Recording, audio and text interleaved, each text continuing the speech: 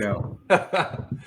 Let's dive right into it. We're going with the top 10 overrated players, busts, if you will, guys who are being drafted too high this draft season. It's pretty early still, but I think this is a good time to identify some guys who are being overdrafted.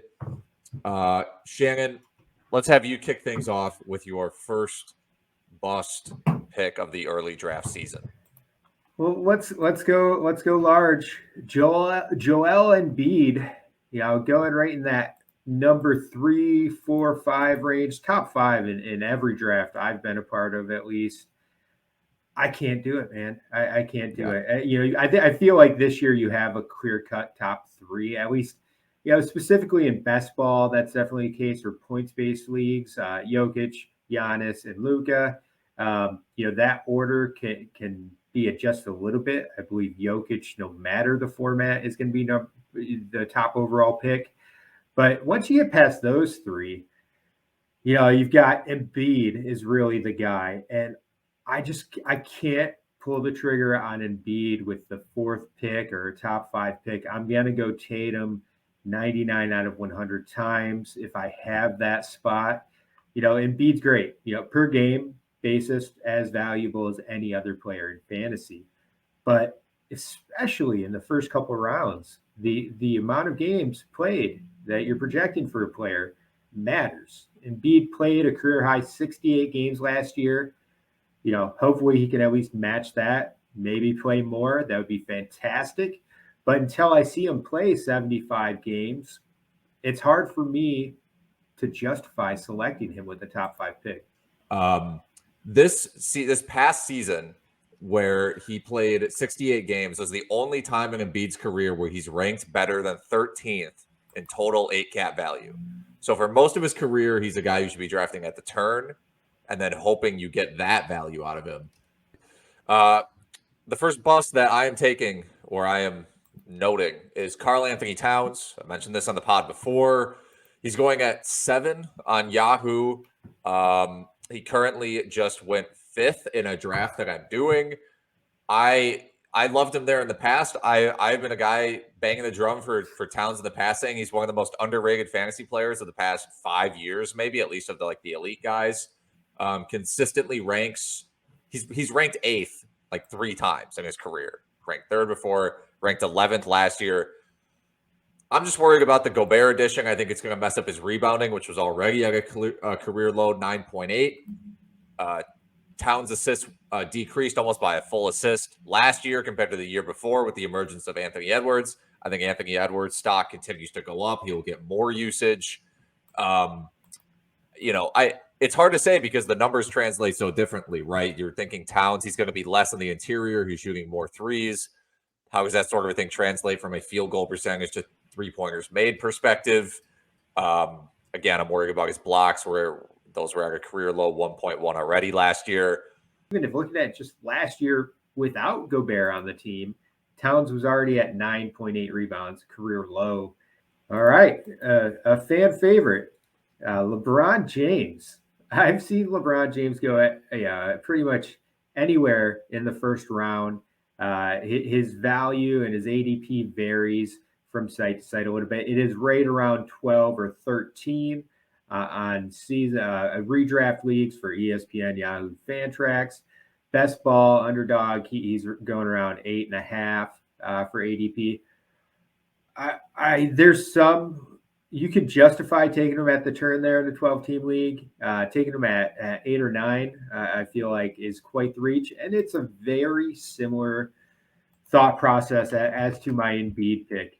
And I can't justify spending a first-round pick on a player who may only play 65 games.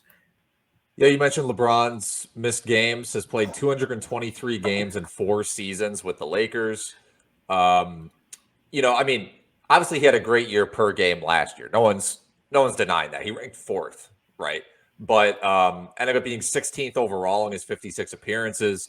That would be lower in a normal season, except I even forget this sometimes. Last year, COVID was still messing things up at the beginning of the year. My next guy, Dejounte Murray, who's pretty consistently going 25th on like every single site, which is kind of bizarre to me that a lot of sites, they're not aligned like this, but everyone's like 25, let's do it. Grab Dejounte Murray. Ranked 12th last year, being the number one option for the Spurs, who were absolutely tanking and absolutely trying to feature him as a point guard. I will say, I don't see any reason that his steals numbers should decrease. That was 2 steals a game last year. However, he's playing next to another point guard now in Trae Young, who's one of the most high usage players in the NBA. Maybe they play Trae Young off ball a little bit more. I think that will happen, but I don't think it's going to happen a ton. And Dejounte Murray himself is not a great floor spacer, which creates its own issues. So I expect Dejounte Murray's both his points and assists to decrease. And an important part of his fantasy value last year is he was grabbing 8.3 rebounds per game for a relatively weak front court. Now he's in a front court with Clint Capella, who's a dominant rebounder. Okongwu comes off the bench. He's a good rebounder. You have John Collins up there who's grabbing boards as well. So there's a chance Dejounte Murray slips back down to like 6-7 boards a game in addition to lower points and assists. But I get it. Steals production could be there. They play Trae Young off the ball more. Things are fine. Your next bust, Shannon, is one of my fantasy darlings, unfortunately. A guy I love to draft, but I understand why you have him on this list. He's a super fun player to draft and a regular player on about half my teams, it feels like, in the past few years. Shai Gilgeous-Alexander, SGA for the Thunder. Yeah, it's the same reasons why he didn't live up to the hype last year that concerned me this season. Once Chet Holmgren went down with injury and the news came out that he was going to miss the season, I immediately downgraded SGA and pretty much anyone on the Thunder, SGA and Giddey, at least the 2 building blocks for the team. I just see the Thunder, once again tanking, and there's plenty of reasons to tank for next year's draft. SGA is already dealing with an injury. He's already got a knee issue, and it looks like he might not be ready for the start of the season. We should expand on the injury a little bit. It's a grade 2 MCL sprain. Suffered it during a recent workout, but said that he was able to finish the session and did not feel any pain. And then the next morning he woke up and they're like, this kind of hurts. And then they gave him an MRI. That was that. So it seems like he'll be ready for the start of the regular season. But again, why would you rush him back? Yeah. My next bust, Christian Wood, who I think everybody has mixed feelings on at this point, because I thought that when they brought him into Dallas that he would be the number 2 option to Luka Doncic. And then all of a sudden it's actually JaVale McGee is going to start. And Dorian Finney-Smith is also going to start. And Christian Wood's coming off the bench now. And that worries me. Because I can't remember who said it, was a beat reporter on a podcast, said that the idea of Jason Kidd is that he wants Christian Wood to prove it, that he can buy it on defense before he puts him in on the starting lineup. That should be a concern for everybody interested in drafting Christian Wood. Now, I still think that they may change their mindset on that and move him into the starting lineup. I don't feel like JaVale McGee should truly be a starting center for a team that wants to be a contender. Maybe that's there's the same thought about Christian Wood, but he's better than McGee. Shannon, who is your next bust? All right, we're going to go back to Philly. Tyrese Maxey. Maxey's a fine player. He's got a pretty high floor. He took a step up last year. Finishing with averages of 17.5, 3.2 rebounds, 4.3 assists. Not doing a ton on the defensive side, 0.7 steals in 35 minutes per game, but good percentages. Also doesn't really. 1.83 is solid. I would like to see him hit more. His efficiency, actually, his 3-point shot was much improved last year, almost 42.7%. My worry here is similar to Embiid, not the games played aspect, but the fact that you have Tobias Harris, you have Joel Embiid, and you have James Harden on this team. Next up, Russell Westbrook. huge variation in ADP based on where you're drafting. Understandable if you're in a points league versus a roto league, why this would be the case, given his awful free throw shooting. Not even just free throw shooting. He's just a terrible shooter, point blank at everything. Last year averaged, terrible year last year in roto, ranked like 101st per game. Points leagues, 37 fantasy points a game. So still good. So I understand why his ADP he's going between like 40 and 85, depending on the site that you look at. Still, I don't believe in a Russell Westbrook revival tour. I think that I don't know if he's going to come off the bench or not. They're obviously trying to trade him. I've heard some people speculate that if he gets traded, he's basically out of the league, or we'll have to settle for like a true 6-man, like 24 minutes a game role. I don't know if that's true. Whether or not it is, the fact that people are seriously considering it and there's not real pushback on that tells you the point at which Westbrook is in his career. Okay, who is your last bust, Shannon? I'm going to go with Wendall Carter, Orlando Magic.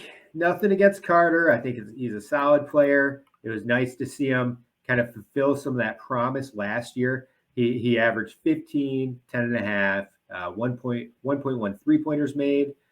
Oddly, though, his defensive stats went down. 0.6 steals, that's right about his career norm, but 0.7 blocks while playing a career-high 29.8 minutes. Without in that type of playing time, I would have expected about 1.5 blocks per game, so twice as many as what he actually finished with last season.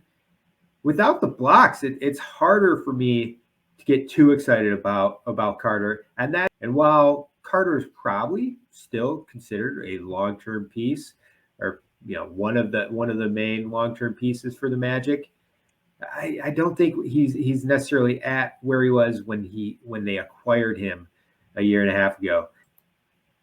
The front court in Orlando is loaded.